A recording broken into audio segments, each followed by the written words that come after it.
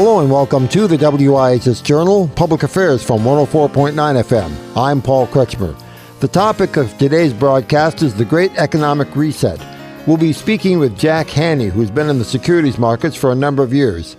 None of the broadcast content today is intended to represent an offer to purchase or to sell any securities. Well, it was discussed and it was brought up at the World Economic Forum back in June. And what it is was powerful officials from nonprofits, government, business, academia, labor unions, and activist groups announcing their plan for a great reset of global capitalism, which is extraordinarily disconcerting. The Great Reset, they're saying, is necessary to rebalance economies, promote fairness, and create greater equity within societies among nations. So, what they're doing right now, and if you look at the agenda of what may be our next administration taking office on January 20th, it started with the Fed's ultra-loose monetary policy, this whole idea of a great reset. Then it moved on to a COVID-19, somewhat semi-manufactured pandemic. Then it moved on to the Black Lives Matter protests and the rioting and the looting. And then what the grand finale of this idea behind the Great Reset is addressing climate change, right? And if you look at this incoming administration's agenda, those are their 4 bullet points coming in. So you have to start asking yourself, Al Gore was on the Today Show just back in June and recently touted the Great Reset, saying, so I think this is a time for a great reset, Gore said. We've got to fix a lot of these problems that have been allowed to fester for way too long, and the climate crisis is an opportunity to create tens of millions of new jobs, clean up the air, and reduce the death rate from pandemics. By the way, because the air pollution from burning fossil fuels heightens the death rates from coronavirus. So this is a time for a reset to fix a bunch of challenges, first among them the climate crisis. But, really what it is, it's global cooperation and this acceleration of change.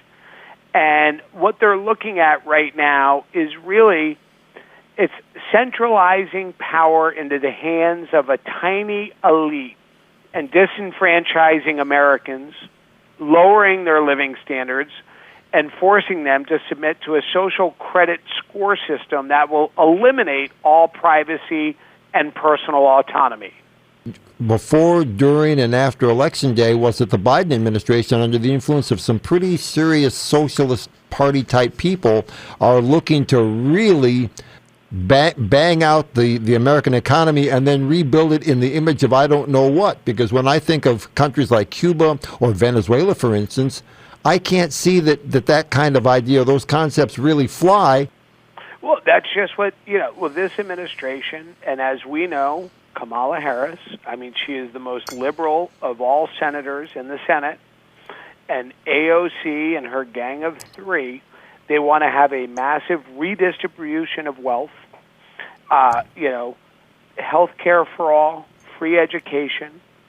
So that's socialized medicine. That's socialized education. That's what that is. That's not how America operates. What about all the people that took out student loans over the past 30 years that are still paying student loans back so they could earn an undergraduate degree or a master's degree or go to business school? And then all of a sudden now what? There's going to be free education and socialized medicine? Come on. And Jerome Powell just said last week that the central bank will keep interest rates near zero and maintain a stance of easy monetary policy until the U.S. economy fully recovers from the COVID-19 crisis, which means to me that they're going to print probably another $7 to $10 trillion. Probably another $7 to $10 trillion, because there has to be a coronavirus rescue bill number 2, keep in mind. I mean, that's something Congress is going to have to pass sooner rather than later. The state that I'm residing in, they just closed outdoor dining of restaurants for the next month. Can you believe that? Yeah. Outdoor dining. Wow. I mean, how is a restaurant? Look, indoor dining's one thing, but then when you start closing outdoor dining, restaurants can't survive. And a majority of the jobs that were added over the last 4 years were service sector jobs. So now all of a sudden there's wait staff and chefs and cooks and busboys, bartenders who found out last night that they have the next month off of work and they won't be getting a paycheck. And there's no other assistance coming to them from the federal government at the current time either. Well, that's just it. The first, coronavirus rescue bill was passed back in April in anticipation that this pandemic would be behind us by July. I mean, here we are coming up on Thanksgiving. And it's not. And it's not. And there hasn't been a second bill yet. Crazy. I don't know how long Fed Chairman Powell is willing to wait for recovery from all of this, because here in Connecticut, where I live and reside and work for many years now, they still talk at the Hartford Business Journal and occasionally on the Wall Street Journal and in other pages here and there about how we are beginning to approach recovering the jobs lost during 2008. And that was 12 years ago.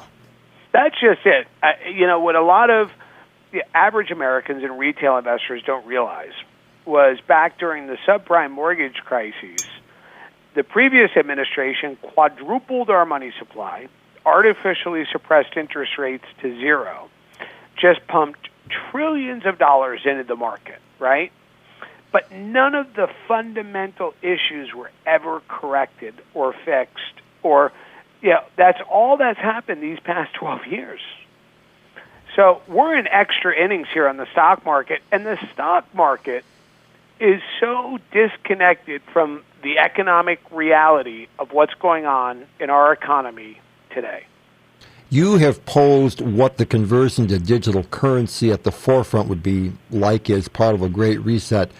When we're talking digital currency, are we talking about something like Bitcoin or something similar, as opposed to taking my bank Visa debit card and simply using it without carrying greenbacks around with me all the time? What do you mean by that, and how do you think that will impact the whole situation? Well, we have heard about a Fed coin being introduced, and there is some speculation that we could be moving towards a digitally based, loosely backed by gold world reserve currency. The U.S. dollar losing its world reserve currency status was a fringe conspiracy theory on YouTube 5 years ago, right? But now you have J.P. Morgan, Goldman Sachs, and Morgan Stanley all warning that the U.S. dollar could lose its reserve currency status. And you hear about China and Russia adding more gold to their reserves than at any other time since Bretton Woods in 1967. So right now what we're seeing is we have the highest number of IRA applications in process since our inception with the no fee for life IRA, and average Americans and retail investors rotating out of the stock market tax-free, penalty-free into a self-directed IRA backed by physical gold and silver. Thank you very much, Jack Hanney. I've appreciated very much your conversation with me. Well, thank you. Once again, none of the comments on today's broadcast were intended to present an offer to sell or to buy any securities. For further information about what you heard from Jack Hanney today, call us at 860-346-1049. That's 860-346-1049. The opinions expressed are those of the participants, not necessarily those of the staff or management of this station. I'm Paul Kretschmer on the WIHS Journal, Public Affairs from WIHS.